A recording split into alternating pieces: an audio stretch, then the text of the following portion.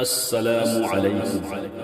حشر میں پھر ملیں گے میرے دوستوں، حشر میں پھر ملیں گے میرے دوستوں، بس یہی ہے مقام آخری حشر۔ الحمد للہ وکفى وسلام علی عباده الذین اصطفى، اما بعد فاعوذ باللہ من الشیطان الرجیم، بسم اللہ الرحمن الرحیم۔ سبحان الذي أسرى بعبده ليلا من المسجد الحرام إلى المسجد الأقصى الذي باركنا حوله لنريه من آياتنا إنه هو السميع البصير۔ صدق الله العظيم۔ میرے محترم معزز سامعین کرام، میں نے آپ حضرات کے سامنے سورہ بنی اسرائیل کی جو آیت کریمہ پڑھی ہے، اس آیت کریمہ کا ترجمہ یہ ہے کہ پاک ہے وہ ذات جو اپنے بندے یعنی محمد صلی اللہ علیہ وسلم کو راتوں رات مسجد حرام سے مسجد اقصی لے گئی، جس کو ہماری برکت نے گھیر رکھا ہے تاکہ اس کو اپنی قدرت کی نشانیاں دکھلائیں۔ بے شک وہی سننے والا اور دیکھنے والا ہے۔ بزرگوں اور دوستوں، اس آیت کریمہ میں حضور صلی اللہ علیہ وسلم کی معراج کا ذکر ہے۔ واقعہ معراج رجب کے مہینے میں پیش آیا، اور رجب کے مہینے میں بھی 27ویں تاریخ کو پیش آیا ہے، اور رجب کے مہینے میں 27ویں تاریخ کو یہ واقعہ معراج اس وقت پیش آیا جب حضور صلی اللہ علیہ وسلم طائف کے سفر سے ناکام اور مایوس اور نا امید واپس آ گئے تھے۔ طائف والوں نے آپ کے ساتھ جو سلوک کیا تھا، آپ کو اس کا بہت صدمہ تھا۔ واقعہ معراج انہی صدموں اور زخموں کو ختم کرنے کی ایک تدبیر تھی۔ گویا اللہ تبارک و تعالی نے آپ صلی اللہ علیہ وسلم کو معراج کی رات اپنے پاس بلایا کہ کفر شرک میں بھٹکنے والے یہ بدبخت انسان خواہ آپ کے مرتبے کو پہچانے یا نہ پہچانے، آپ کی اطاعت کرے یا نہ کرے، ہمارے نزدیک آپ کا مقام بہت بلند ہے۔ یہی وجہ ہے کہ ایک عجیب و غریب اور حیرتناک طریقے سے راتوں رات مسجد حرام سے مسجد اقصی لے جایا گیا، پھر وہاں سے 7 آسمانوں کی سیر کرائی گئی، جنت اور دوزخ کو دکھایا گیا، اور بہت سے عجائبات قدرت کا مشاہدہ کرایا گیا۔ عزیز ساتھیوں،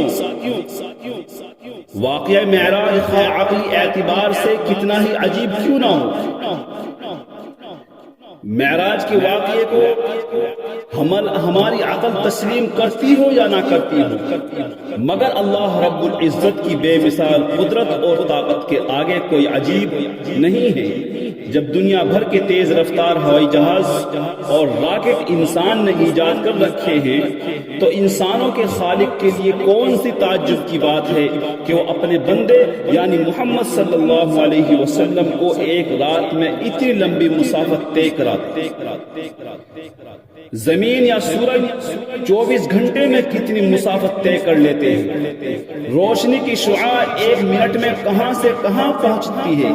بادل کی بجلی مشرق میں چمکتی ہے اور مغرب میں گرتی ہے۔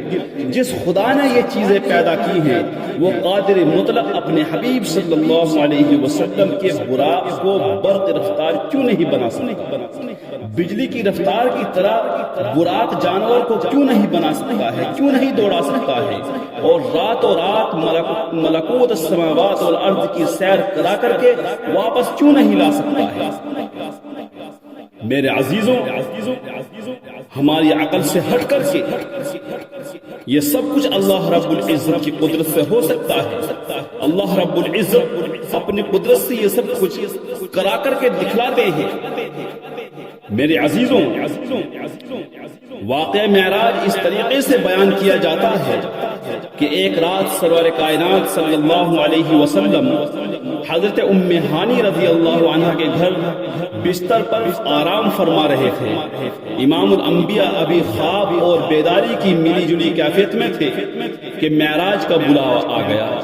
حضرت جبرائیل علیہ السلام نے حکم خداوندی کے مطابق دروازے کا راستہ اختیار کرنے کے بجائے چھت کا راستہ اختیار کیا، یعنی حضرت جبرائیل علیہ السلام آپ صلی اللہ علیہ وسلم کے پاس دروازے سے نہیں آئے بلکہ چھت کے ذریعے سے آئے، اور سرکار دو عالم صلی اللہ علیہ وسلم کو کس طرح جگایا جائے عام لوگوں کی طرح آپ کو جگانا آداب نبوی کے خلاف سمجھا۔ ادب و احترام اور عقیدت کا تقاضا یہی تھا کہ آقا نامدار کو ان کی شان کے مطابق جگایا جائے، لہذا حضرت جبرائیل علیہ السلام نے ادب کے تمام پہلوؤں کو ملحوظ رکھتے ہوئے اپنے پر رسالت مآب صلی اللہ علیہ وسلم کے قدموں میں بچھا دیے۔ آپ کی آنکھ کھل گئی۔ اس کے بعد حضرت جبرائیل علیہ السلام اور حضرت میکائیل علیہ السلام آپ کو بیر زمزم کے پاس لے گئے، یعنی جو زمزم پانی کا کنواں تھا، وہاں پر اللہ کے نبی صلی اللہ علیہ وسلم کو یہ دونوں فرشتے حضرت جبرائیل علیہ اور حضرت میکائیل علیہ السلام یہ دونوں فرشتے آپ کو بیر زمزم کے پاس لے گئے، جہاں سرور دو عالم صلی اللہ علیہ وسلم کا سینہ مبارک چاک کیا گیا اور قلب مبارک نکالا گیا، اس کو زمزم کے مقدس اور پاک پانی سے دھویا گیا۔ حضور صلی اللہ علیہ وسلم خود فرماتے ہیں کہ حضرت جبرائیل علیہ السلام اور ان کے ساتھیوں نے میرے قلب سے، میرے دل سے کچھ نکالا اور کچھ ڈالا، اور غسل قلب کے بعد اسے اصل جگہ رکھ کر درست کر دیا۔ شق صدر کے بعد یعنی سینہ چاک کر کے جو دل نکالا تھا، تو سینہ چاک کرنے کے بعد ایک بہشتی براق کا انتظام کیا گیا۔ نبی کریم صلی اللہ علیہ وسلم فرماتے ہیں کہ یہ براق خچر سے ذرا چھوٹا تھا، سفید رنگ کا۔ یہ بہشتی براق اس قدر تیز رفتار تھا، اس قدر تیز چلنے والا تھا کہ اس کا ایک قدم تا حد نگاہ پڑتا تھا۔ بعض حضرات نے براق کو برق کے ساتھ تشبیہ دی ہے، جس کی رفتار 1,86,000 میل فی سیکنڈ ہے۔ نبی کریم صلی اللہ علیہ وسلم جب اس پر سوار ہونے لگے تو وہ شوخی کرنے لگا، یعنی بدکنے لگا۔ حضرت جبرائیل علیہ السلام نے براق کو مخاطب کر کے فرمایا، اے خوش نصیب براق، تجھے معلوم ہونا چاہیے کہ تجھ پر فخر دو عالم سرور کائنات امام الانبیاء سوار ہونے والے ہیں۔ یہ سن کر براق شرم سے پانی پانی ہو گیا۔ نبی کریم صلی اللہ علیہ وسلم اپنی سواری پر تشریف فرما ہوئے، حضرت میکائیل علیہ السلام بھی آپ کے ساتھ تھے، ملائکہ کی ایک کثیر تعداد آپ کے ساتھ تھی۔ حضرت جبرائیل علیہ السلام نے رہنمائی کے فرائض انجام دیے۔ ایک روایت میں ہے کہ حضرت جبرائیل علیہ السلام نبی کریم صلی اللہ علیہ وسلم کے پیچھے سوار ہوئے۔ روایت میں آتا ہے کہ مسجد حرام سے مسجد اقصی تک کے سفر میں بعض عجائبات کا آپ کو نظارہ کرایا گیا۔ ایک روایت ہے کہ آپ نے فرمایا کہ راستے میں ایسی جگہ سے گزر ہوا جہاں کھجوروں کے درخت بکثرت تھے۔ حضرت جبرائیل علیہ السلام نے کہا کہ یہاں نماز پڑھنا۔ یہ وہ جگہ ہے جسے یثرب کہتے ہیں، یہ وہی جگہ ہے جہاں آپ ہجرت کریں گے۔ اس کے بعد قافلہ روانہ ہوا تو حضرت جبرائیل علیہ السلام نے بتایا کہ ہم وادی سینا سے گزر رہے ہیں، اس جگہ آپ نے نماز پڑھی۔ وہ جگہ شجرہ موسیٰ کے قریب تھی، جہاں حضرت موسیٰ علیہ السلام حق تعالیٰ سے ہم کلام ہوئے تھے۔ کچھ دیر کے بعد آپ کا گزر مدین سے ہوا، یہ حضرت شعیب علیہ السلام کا مسکن تھا، یہاں بھی آپ نے نماز ادا کی۔ ایک اور جگہ پہنچ کر حضرت جبرائیل علیہ السلام نے آپ کو نماز ادا کرنے کے لیے کہا۔ آپ نے نماز ادا کی تو حضرت جبرائیل علیہ السلام نے بتایا کہ یہ مقام بہت اہم ہے، یہاں حضرت عیسیٰ روح اللہ کی ولادت ہوئی تھی۔ نبی کریم صلی اللہ علیہ وسلم براق پر سوار جا رہے تھے کہ راستے میں ایک بڑھیا نے آپ کو آواز دی۔ حضرت جبرائیل علیہ السلام نے کہا کہ آگے بڑھیں، جواب مت دینا۔ کچھ دور ایک بوڑھا نظر آیا، اس نے بھی آپ کو آواز دی۔ اس کی آواز پر بھی حضرت جبرائیل علیہ السلام نے یہی کہا کہ آگے بڑھیں، اس بوڑھے کا جواب نہیں دینا ہے۔ کچھ اور آگے چل کر ایک جماعت کے پاس سے آپ کا گزر ہوا۔ نبی کریم صلی اللہ علیہ وسلم کو ان الفاظ کے ساتھ سلام کیا اس جماعت نے، یا اول السلام علیکہ، یا آخر السلام علیکہ، یا حاشر السلام علیکہ۔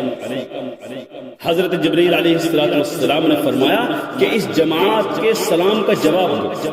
اس کے بعد حضرت جبرائیل علیہ السلام نے بتایا کہ بوڑھی عورت دنیا تھی اور بوڑھا مرد شیطان تھا، ان دونوں کا مقصد آپ کو اپنی طرف مائل کرنا تھا، اور وہ لوگ جنہوں نے سلام کیا تھا وہ آپ کے جد امجد یعنی حضرت ابراہیم علیہ السلام، حضرت موسیٰ علیہ السلام اور حضرت عیسیٰ علیہ السلام تھے۔ بعض روایات میں راستے میں آپ صلی اللہ علیہ وسلم کا گزر ایک ایسی قوم کے پاس سے ہوا جن کے ناخن تانبے کے تھے اور وہ اپنے چہروں اور اپنے سینوں کو ان ناخنوں سے چھین رہے تھے۔ نبی کریم صلی اللہ علیہ وسلم کے دریافت فرمانے پر حضرت جبرائیل علیہ السلام نے بتایا کہ یہ دوسروں کی غیبت کرنے والے ہیں۔ نبی کریم صلی اللہ علیہ وسلم نے ایک ایسے شخص کو دیکھا جو نہر میں تیر رہا ہے اور پتھر کے نوالے اپنے منہ میں ڈال رہا ہے۔ حضرت جبرائیل علیہ السلام نے بتایا کہ یہ سود خور ہے، یہ سود کھاتا تھا۔ اس کے بعد آپ کا گزر ایسے قوم پر ہوا جو بیج بوتی ہے اور ایک ہی دن میں فصل کاٹ لیتی ہے اور کھیتی پھر ویسی ہی سرسبز شاداب ہو جاتی ہے یعنی تیار ہو جاتی ہے۔ آپ صلی اللہ علیہ وسلم نے حضرت جبرائیل علیہ السلام سے پوچھا کہ یہ کون لوگ ہیں؟ حضرت جبرائیل علیہ السلام نے بتایا کہ اللہ کی راہ میں جہاد کرنے والے ہیں اور اللہ تبارک و تعالی کو ان کا عمل اتنا پسند ہے کہ ان کی ایک نیکی 700 نیکی کے برابر ہو جاتی ہے۔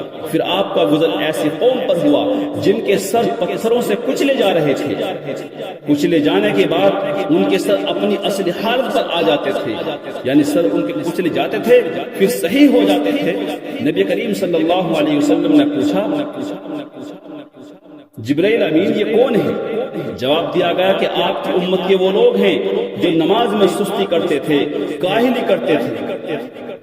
اس کے بعد آپ کا گزر ایسے قوم پر ہوا جن کی زبانیں اور ہونٹ لوہے کی قینچوں سے کاٹے جا رہے تھے اور کٹ جانے کے بعد دوبارہ ان کی زبانیں اور ان کے ہونٹ پہلی حالت پر آ جاتے تھے، یعنی ان کے ہونٹ اور ان کی زبانیں قینچوں سے کاٹی جا رہی تھی اور کٹنے کے بعد پھر ان کی زبان اور ہونٹ ویسے ہی بالکل صحیح ہو جاتے تھے۔ حضرت جبرائیل علیہ السلام نے بتایا کہ یہ آپ کی امت کے وہ خطیب اور واعظ ہیں جو دوسروں کو نصیحت کرتے تھے اور خود عمل نہیں کرتے تھے۔ حضرات، نبی کریم صلی اللہ علیہ وسلم کی معراج کی پہلی منزل مسجد اقصی تھی۔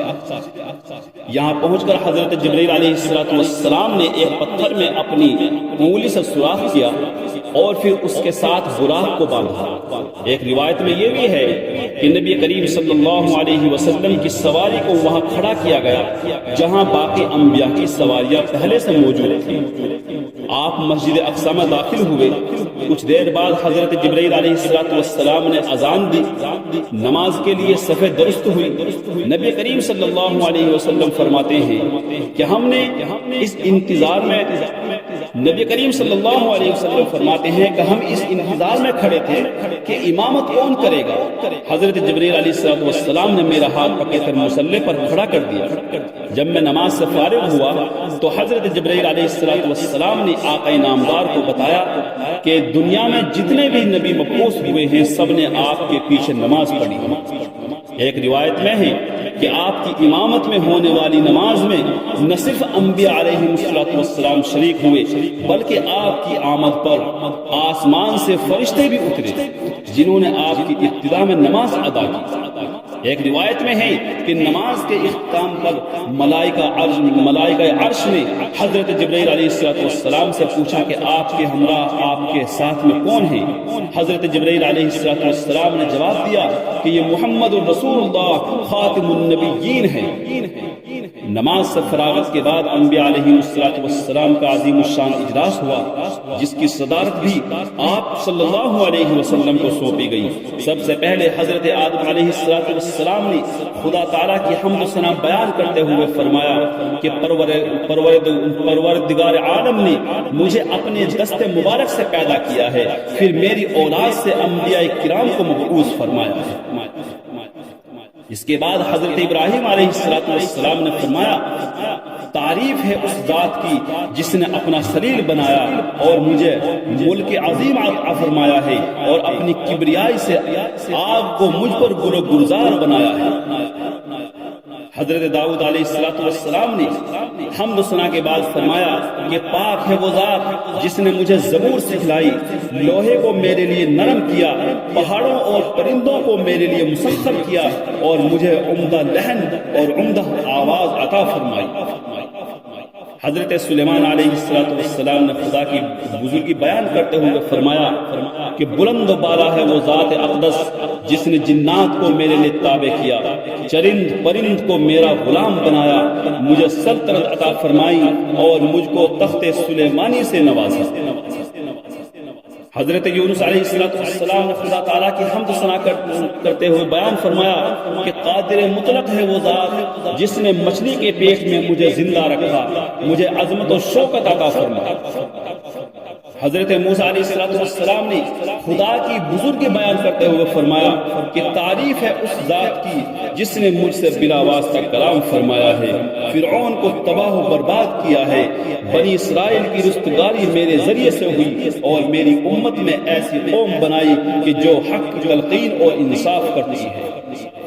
حضرت عیسیٰ علیہ السلام نے بھی دیگر انبیاء علیہ السلام کی طرح خدا تعالیٰ کی عظمت اور شان کو بیان کرتے ہوئے فرمایا کہ تعریف ہے اور حمد ہے اس ذات کی جس نے حضرت آدم علیہ السلام کی طرح مجھے بھی بغیر باپ کے پیدا فرمایا ہے، مجھے بے شمار معجزات سے نوازا ہے، بالخصوص کوڑھیوں کو اچھا کرنے، مردوں کو زندہ کرنے، مادرزاد اندھوں کو بینا کرنے کے معجزات عطا فرمائے ہیں، مجھے توریت اور انجیل کا علم دیا ہے اور مجھے آسمانوں پر اٹھا لیا ہے۔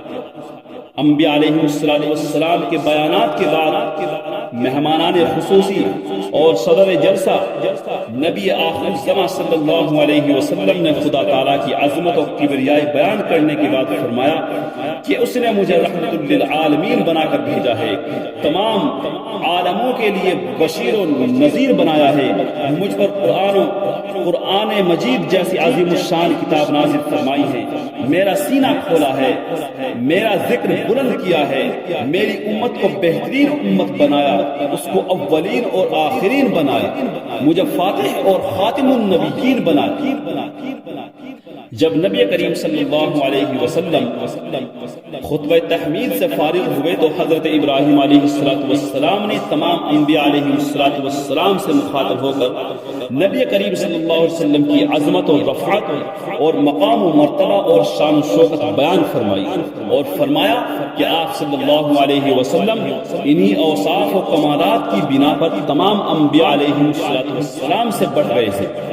جب آپ نماز سے فارغ ہونے کے بعد مسجد سے باہر تشریف لائے تو آپ کے سامنے دو پیالے پیش کیے گئے، ایک پیالہ دودھ کا تھا، دوسرا شراب کا۔ نبی کریم صلی اللہ علیہ وسلم نے دودھ کا پیالہ منتخب فرمایا، جس پر حضرت جبرائیل علیہ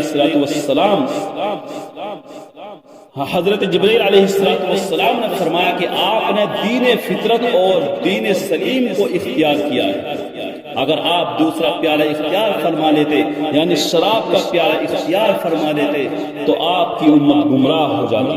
ایک روایت میں ہے کہ آپ کو 3 پیالے پیش کیے گئے تھے، دودھ کا پیالہ، شراب کا پیالہ اور پانی کا پیالہ، لیکن آپ صلی اللہ علیہ وسلم نے ان تینوں پیالوں میں سے دودھ کا پیالہ اختیار فرمایا۔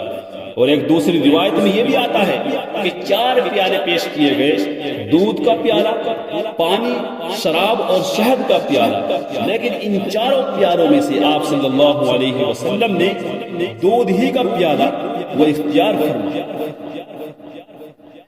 میرے عزیزوں، نبی کریم صلی اللہ علیہ وسلم کو معراج کے لیے بیت المقدس کیوں لایا گیا؟ یہ معراج براہ راست مکے سے بھی شروع ہو سکتی تھی، آخر اس میں کیا حکمت تھی کہ آپ صلی اللہ علیہ وسلم کو بیت المقدس لایا گیا اور وہاں سے معراج کو شروع کرایا گیا؟ علماء نے اس موقع پر کئی اہم جوابات تحریر فرمائے ہیں۔ نبی کریم صلی اللہ علیہ وسلم کی معراج ایک عظیم معجزہ تھا۔ سفر معراج جہاں خدا تعالیٰ کی دانائی اور کبریائی کا مظہر ہے، وہاں عظمت رسول کا شہکار بھی ہے۔ اس لیے اس سفر کے حق تعالیٰ نے 2 حصے بنائے۔ جس مقام سے قدرت کے ایوانوں کی طرف سفر کا آغاز ہونا تھا، خدا تعالیٰ نے فرمایا بارکنا حولا، کہ مسجد اقصیٰ کے ارد گرد چاروں طرف اور ہر طرف ہم نے رحمت و برکت پھیلا رکھی ہے۔ گویا یہ ایسی روحانی اور نورانی جگہ ہے جہاں ہر وقت خدا ذوالجلال کی رحمت و برکت کی بارش برستی ہے۔ نیز بیت المقدس نماز انبیاء کا قبلہ اور مسلمانوں کا قبلہ اول ہے۔ خدا تعالیٰ نے آپ کو کعبے کی امامت اور بیت المقدس کی امامت کا اعزاز بخش کر امام القبلتین بنایا۔ میرے عزیز دوستوں، نبی کریم صلی اللہ علیہ وسلم جب آسمانوں پر پہنچے، پہلے آسمان پر حضرت آدم علیہ السلام سے ملاقات ہوئی۔ مسجد اقصیٰ کے پروگرام کے اختتام پر نبی کریم صلی اللہ علیہ وسلم اسی براق پر سوار ہو کر آسمانوں کی طرف تشریف لے گئے، جس پر مسجد حرام سے مسجد اقصیٰ تک تشریف لائے تھے۔ ایک روایت یہ بھی ہے کہ سرور کائنات صلی اللہ علیہ وسلم کے لیے ایک بہشتی سیڑھی کا اہتمام کیا گیا، جس کے ذریعے سے آپ آسمانوں پر چڑھے۔ گویا خدائی لفٹ یا خود کار زینہ تھا، جس کے ذریعے آپ صلی اللہ علیہ وسلم آسمانوں پر چڑھے۔ جب آپ صلی اللہ علیہ وسلم پہلے آسمان پر پہنچے تو پہلے آسمان پر حضرت آدم علیہ السلام سے ملاقات ہوئی، دوسرے آسمان پر پہنچے تو حضرت عیسیٰ علیہ السلام سے ملاقات ہوئی، تیسرے آسمان پر پہنچے تو حضرت یوسف علیہ السلام سے ملاقات ہوئی، چوتھے آسمان پر حضرت ادریس علیہ السلام سے ملاقات ہوئی، پانچویں آسمان پر حضرت ہارون علیہ السلام سے ملاقات ہوئی، چھٹے آسمان پر حضرت موسیٰ علیہ السلام سے ملاقات ہوئی، ساتویں آسمان پر حضرت ابراہیم علیہ السلام سے ملاقات ہوئی۔ ساتویں آسمان کے بعد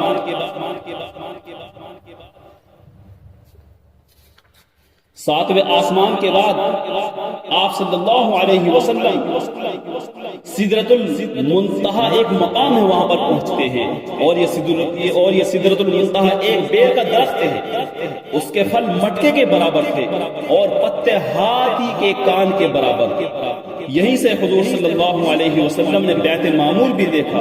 بیت معمور وہ مقدس مقام ہے کہ جس میں روزانہ 70,000 فرشتے عبادت کے لیے داخل ہوتے ہیں، اور جو فرشتہ ایک مرتبہ بیت معمور میں داخل ہو گیا اسے دوبارہ داخل ہونے کا قیامت تک موقع نہیں ملتا ہے۔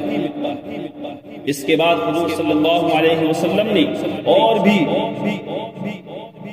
بھی اوپر سفر کیا اور اتنے مقام قربت میں پہنچے کہ حضور صلی اللہ علیہ وسلم خود فرماتے ہیں اسمع فیہ صریف الاقلام، کہ میں نے وہاں قدموں کے چلنے کی آواز کو سنا ہے۔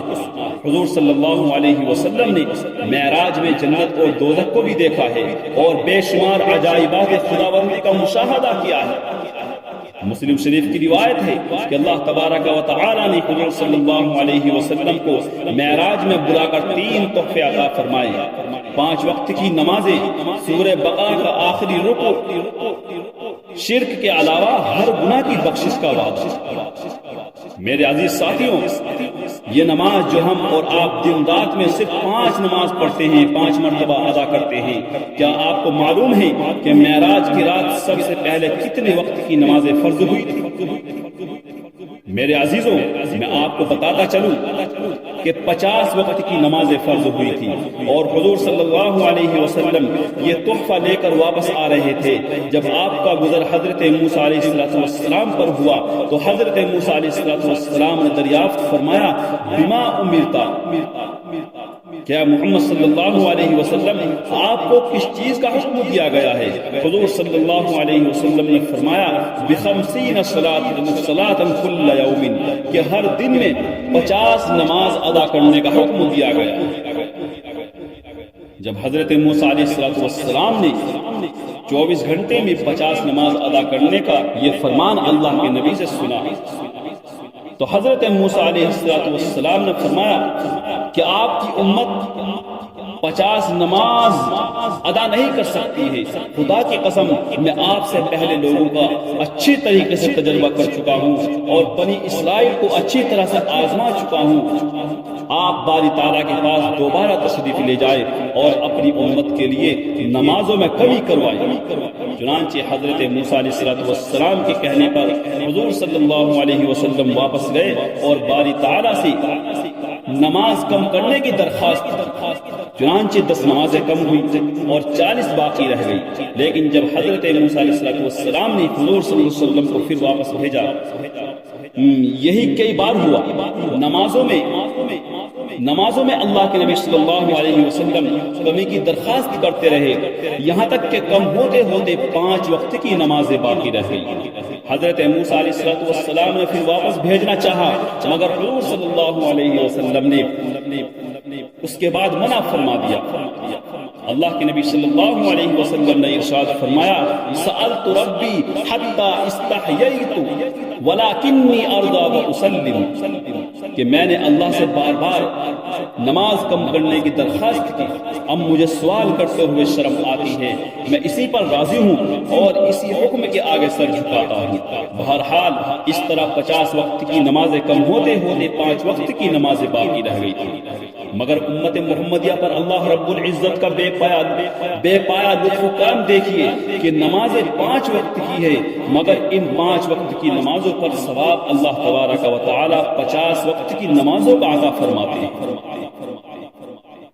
میرے محترم دوستو، عزیز ساتھیوں، جب اللہ کے نبی صلی اللہ علیہ وسلم معراج سے تشریف لائے اور آپ نے آ کر لوگوں کو بتایا کہ میں آج رات فلاں فلاں مقام پر ہو آیا ہوں اور یہ واقعات پیش آئے ہیں، میں نے اس رات میں جب معراج کی تو میں نے 7 آسمان کی بھی سیر کی اور میں نے وہاں پر جنت اور دوزخ کو بھی دیکھا، اللہ رب العزت کو بھی دیکھا، تو اہل ایمان نے تو فوراً اس کی تصدیق، یعنی آپ صلی اللہ علیہ وسلم نے اس بات کو مان لیا۔